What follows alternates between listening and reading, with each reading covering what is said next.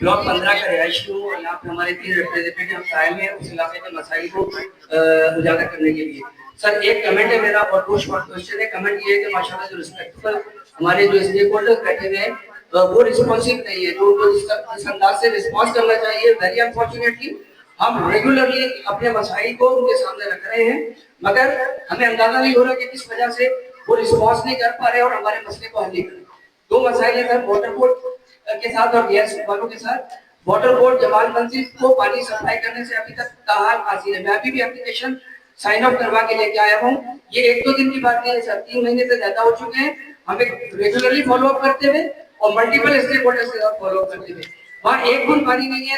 आज ये 6ठा जुमा है और लोग इतने फ्रस्ट्रेटेड हैं कि उन्होंने प्रोटेस्ट की कॉल दी थी कि अगर हमें 1 हफ्ता और पानी नहीं मिला तो बाखुदा हम रोड के ऊपर खड़े होके फ्राइडे को यहाँ पे नंगे होके लाएंगे हम यहाँ पे और प्रोटेस्ट जो है वो लॉन्च करेंगे।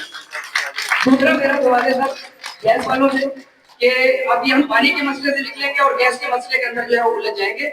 उसकी वजह ये है कि मशीनें चलना शुरू हो जाएंगी, गैस की लोड शेडिंग शुरू हो जाएगी, जो इटसेल्फ एक बहुत बड़ा थ्रेट है। तो इन मशीनों को रुकवाने के लिए काइंडली इसको जरूर कमेंट कीजिएगा कि आपके पास क्या राय है। मैंने कि लोड शेडिंग से जो है ना आवाम को निकालें और इन मशीनों को कैसे बंद कराएंगे, ये बहुत बड़ा थ्रेट है। Thank you so much. Pressure जो है पानी का काइंडली ये कंफर्म कीजिएगा कि किस तरह से इंक्रीज होगा। शुक्रिया। मेरा नाम निर्मल दास है, मैं एसएसपीसी से।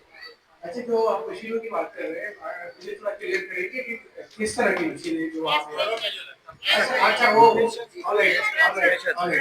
देखिए ये ऐसी सिचुएशन पैदा हो चुकी है कि जिससे जो खास करके टैलेंट के कस्टमर्स हैं हमारे, वो ज्यादा सफर कर रहे हैं, जैसे आपकी शिकायत है।